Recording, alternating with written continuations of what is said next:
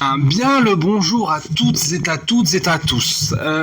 Aujourd'hui on se retrouve pour une vidéo qui va fracturer la barrière du multiverse, qui va, je pense, engendrer une troisième guerre mondiale. Aujourd'hui on va parler de Tolkien, on va parler du Seigneur des Anneaux et du Hobbit, et je vais vous expliquer pourquoi.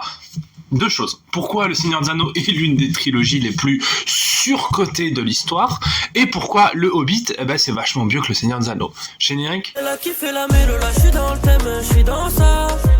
Elle a kiffé la mélo, là j'suis dans le thème, j'suis dans ça. Elle a kiffé la mélo, là j'suis dans le thème, j'suis dans ça. Elle a kiffé la mélo, là j'suis dans le thème, j'suis dans ça.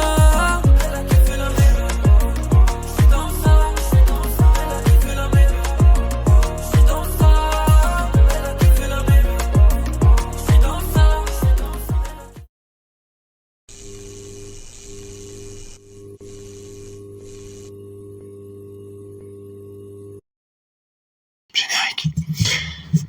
Alors, le Seigneur des Anneaux, moi j'ai un souvenir très fort, très vivace du Seigneur des Anneaux. C'est l'un des premiers souvenirs de cinéma que j'ai, où je devais avoir pas plus de 6 ans, 5-6 ans, et mon père me dit, allez chez mes grands-parents, parce qu'ils avaient les DVD, oh tiens, on va regarder ça là, avec le fistol, là, le truc de magie, là, ça va lui plaire. Exceptionnel. Vraiment, la Moria, l'anneau, Mordor, les orques, Aragorn, Sam, Gimli, enfin tout est super. Tout est super. Mais au fur et à mesure des années et des revisionnages, d'ailleurs je me suis refait les 6 avant de faire cette vidéo, donc les 3 Hobbits, les 3 Seigneurs des Anneaux, il y a un truc qui m'est quand même venu en tête assez vivacement, si j'ose dire. C'est qu'en fait le Seigneur des Anneaux, c'est un très bon film, c'est une très bonne trilogie. Je passe pas un mauvais moment dessus. Par contre, on peut rapprocher les fans de Dune et les fans du Seigneur des Anneaux quand ils disent c'est le meilleur film de l'histoire du cinéma. Alors que Avengers Endgame existe, dosez. Alors que Spider-Man 2 existe, calmez-vous. Genre, les gens, alors c'est principalement des Américains d'ailleurs, ou même des Français qui disent c'est la meilleure trilogie de toute l'histoire du cinéma. Il y a le Parrain, il y a la trilogie Spider-Man, il y a la saga Avengers. Bon, il faudrait peut-être penser à aller se faire foutre quand même, et à vous détendre le slip, parce que vraiment, le Seigneur des Anneaux, c'est le truc overhypé as fuck. Alors pas autant que Dune quand même. On va se détendre parce que Dune c'est vraiment un niveau au-dessus. Mais en fait, le premier est pour moi un chef-d'œuvre. Concrètement, le premier est pour moi un méga chef-d'œuvre parce que il n'y a pas de temps mort. C'est là où on va en reparler. C'est-à-dire que la construction du récit, la découverte de l'univers, la découverte des personnages, Aragorn, Gandalf, Gimli, Legolas, Frodon, Merry, Pipin. En fait, c'est des personnages où ils sont tous intéressants, ils sont tous bien interprétés. L'univers, les décors, la mise en scène, l'action, tout est. Pour moi, la séquence dans la Moria restera un moment de cinéma absolument dingue, tout est super en fait, tout est génial. Et à la fin du premier Seigneur des Anneaux, Frodon et Sam se cassent pour aller jeter la petite bagousse dans le feu. Bon, c'est un autre débat. On se dit pourquoi ? Parce que oui, c'est le destin, l'anneau peut corrompre tout le monde, et que c'est le destin du porteur d'anneau d'être tout seul, c'est son fardeau, nanana. Et c'est là où Frodon se transforme en fait en sourasse, en fait, à partir du deuxième film, en mode je suis le porteur de l'anneau, c'est mon fardeau, aimez-moi s'il vous plaît, je suis triste.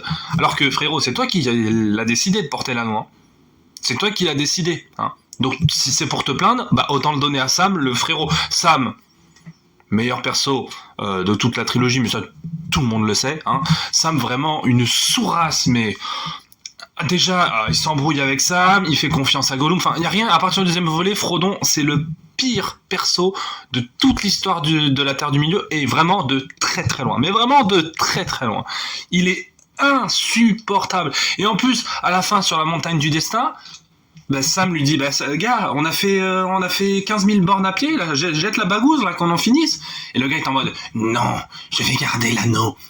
Et s'il n'y avait pas eu Gollum, Sam n'aurait peut-être jamais eu le courage de tuer Frodon, donc l'anneau aurait continué, quoi, et puis Sauron aurait gagné, tout simplement. Donc ouais, non, Frodon, pire perso. Ensuite vient les deux tours. Les deux tours et le retour du roi, que ce soit en version cinéma ou en version longue. Mais en fait, c'est très cool, mais la base du récit, vraiment la base du récit, à savoir jeter la bagousse dans le feu, ben on se fait chier en fait. Dès que c'est Aragorn, Théoden, Gandalf, Saruman, tout ça, le récit avance, il y a des belles scènes, il y a des beaux dialogues, la musique est exceptionnelle, enfin c'est fou ce qui se passe à l'écran. Et puis là, il y a les scènes avec Frodon, quoi. Frodon qui est là en mode « Ah oui, Sam, nous marchons depuis longtemps, Sam. Je ne sais pas si nous allons réellement l'arriver. Je ne sais pas si nous allons revoir la comté. Oh là là là là là là là là là là. On se fait chier. Tu coupes tous les moments où il y a Frodon. Les 3 films sont des chefs-d'œuvre. Et à partir du deuxième volet, c'est inintéressant au possible. Et en fait, c'est ça que moi, ce qui m'énerve, c'est pas tant le film en soi, c'est l'overhype autour de ça, tu vois. Genre, tous les fans qui sont en mode c'est vraiment un renouveau de la littérature heroic fantasy au cinéma. Alors déjà, j'ai essayé de lire les livres. C'est long, c'est dur, c'est pas facile à lire, c'est une langue qui est âpre, qui est dure. Genre, voilà. Et alors, je suis conscient que le Seigneur des Anneaux, que ce soit en littérature ou en film, a créé l'heroic fantasy dans la pop culture. C'est-à-dire que on n'aurait pas eu Eragon, on n'aurait pas eu Game of Thrones, on n'aurait jamais eu Game of Thrones si le Seigneur des Anneaux n'avait pas marché au cinéma. Jamais de la vie. Jamais. Clairement. Mais le truc, c'est que, en fait, c'est des bons films, hein, tu vois. Le Retour du Roi, c'est quand même 12 Oscars. Bon. Peut-être qu'il aurait pu en avoir un peu moins, mais ça, c'est un autre débat. Là, les fans, faut se détendre en fait. Hein. Oui, la Terre du Milieu, c'est un bon univers. Oui, c'est très cool.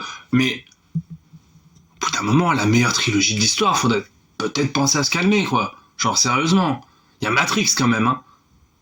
Matrix, c'est quand même large au-dessus, enfin, je trouve. Après, c'est les goûts et les couleurs de chacun, hein, voilà, mais... Et alors, le Hobbit, pour le coup... Je sais qu'il y a plein de problèmes, c'est un espèce de bordel narratif, c'est cafouillis, mais il y a tellement plus de rythme, il y a tellement plus d'action, et la musique est déjà, pour moi, me plaît mieux, en tout cas, elle m'émeut plus, tu vois. Et c'est surtout que, en fait, le Hobbit, dans sa trilogie, chaque récit est intéressant, et chaque récit... convergent au même point. Là où dans le Seigneur des Anneaux, on a d'un côté Legolas, Aragorn, Gandalf, Théoden, Faramir, tout ça, genre toute cette bande qui essaye de combattre les orques pour battre Sauron, et de l'autre côté, Frodon qui essaye de jeter la bagousse dans le feu. Voilà, c'est 2 quêtes qui ont quelque chose à voir, mais qui n'ont pas la même finalité. Ok ?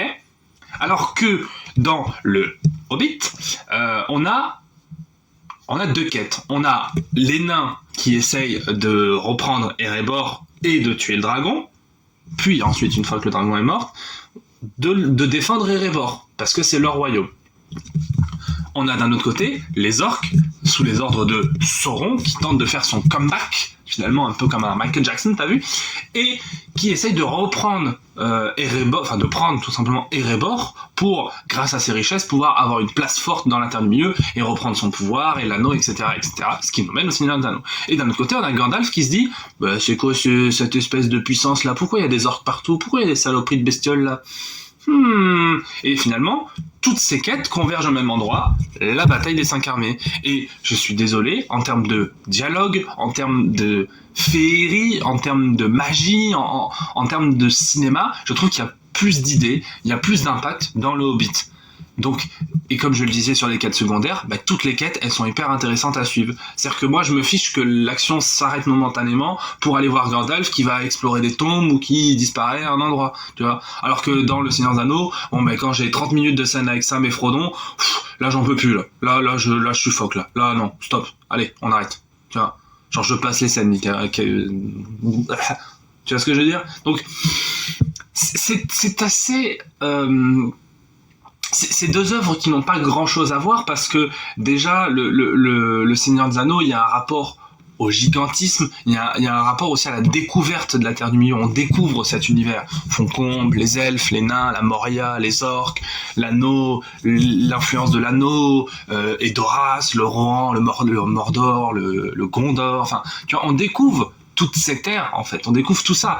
Alors que dans le Hobbit, même si paradoxalement ça se passe avant le Seigneur des Anneaux, on connaît déjà un peu cet univers. On connaît la comté, on connaît les nains, on connaît les hommes, on connaît les elfes.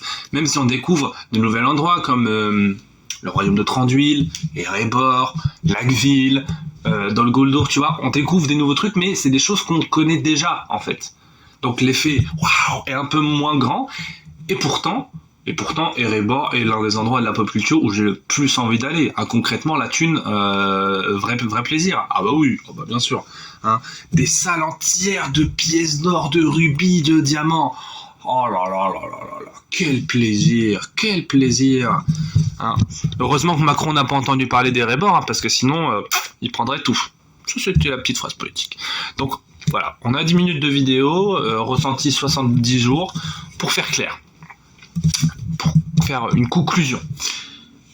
Le Hobbit est une œuvre plus intéressante, plus travaillée, je trouve, en tout cas, avec des personnages beaucoup plus attachants, beaucoup plus émotionnels, la musique est mieux, les décors, même s'il y a moins de décors réels et que tout est, parce que c'est l'époque du full CGI, ça reste quand même très beau, ça a pas vieilli, honnêtement ça n'a pas vieilli, alors que le Seigneur des Anneaux, sur certains plans, sur certaines scènes,